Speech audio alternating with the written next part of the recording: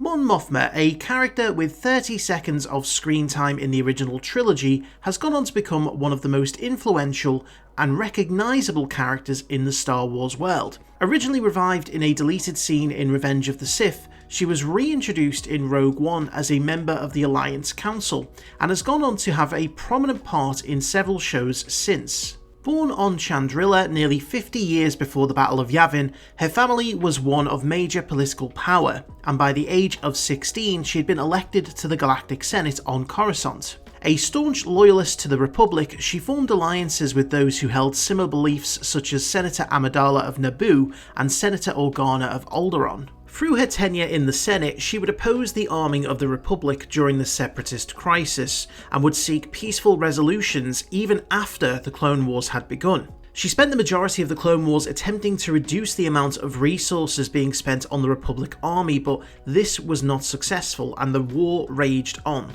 As the war came to an end and Chancellor Palpatine gained even more power, Mothma was part of the very first group to start discussions of a rebellion should he not relinquish the emergency powers he had been granted. When the war ended with the Jedi Purge and the declaration of the new Galactic Empire, Mothma was arrested alongside several other senators under the suspicion of aiding the Jedi, but after declaring herself loyal to the Empire, she was released. She would spend the next 2 decades trying to stem the rise of authoritarianism in the Imperial Senate, whilst also slowly building and financing a resistance alongside figures like Luthen Rael and Saw Gerrera.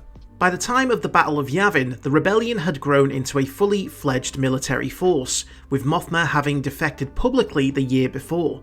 She was now a ruling member of the Council. However, she was not present on Yavin at the time. Knowing the dire situation they found themselves in, the rebellion sent Mothma off planet in the hopes that the Alliance would live on with her. As she left for safety, she was writing a speech of surrender should the Empire be victorious. Similarly, she was not present on Hoth when the Empire attacked. Instead, she was with the rebel fleet with many other council leaders. At the Battle of Endor, the Alliance leadership had been sequestered away to safety, fearing that this would be the final do-or-die battle of the war. But with the rebellion's victory and Palpatine's defeat, the Empire would crumble within a year, their final defeat coming at the Battle of Jakku. In the months after Endor, the New Republic was officially formed, with its capital being located on Mothma's homeworld of Chandrila, and Mothma was elected as its first Chancellor. Her first acts were to remove the possibility of another tyrant rising to power through the removal of emergency powers that had allowed Palpatine to become Emperor. Whilst Mothma had proven to be an inspirational and effective leader of the rebellion, her time as Chancellor was far more turbulent.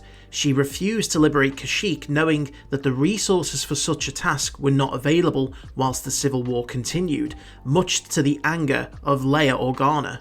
Mothma was severely injured following an assassination attempt during peace talks with the leader of the Empire, Grand Admiral Sloane.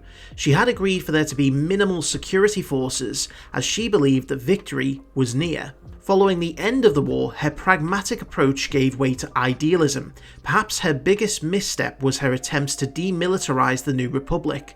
Her aim was to reduce the size of the New Republic defense fleet by 90%, instead encouraging worlds to form their own militias that the New Republic would aid. With the passing of the Military Disarmament Act that saw thousands of warships dismantled, Mothma set about further reform, wanting to ensure the galactic capital would not return to Coruscant. She passed a law establishing that the capital would change worlds on a regular basis. This did help give the New Republic credibility in its early days, displaying to the galaxy that it would be different to the Empire.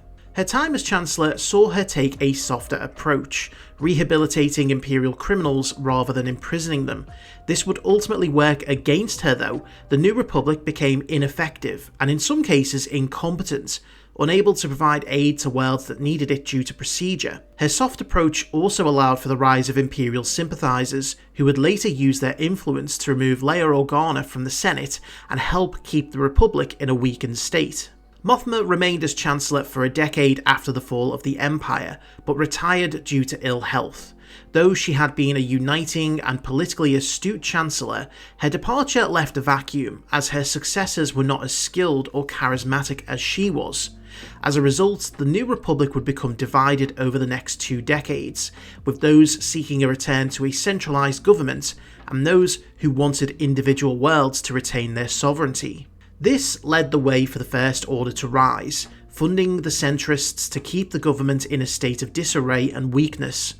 Mothma's demilitarization left the New Republic unable to defend itself when the First Order attacked, a large part of the remaining fleet being destroyed in the Hosnian Cataclysm alongside the Galactic Senate.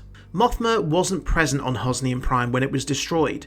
Now being almost 80 years of age, she had retired to her homeworld of Chandrila, witnessing her life's work once again being undone as the rise of authoritarianism threatened the galaxy once more.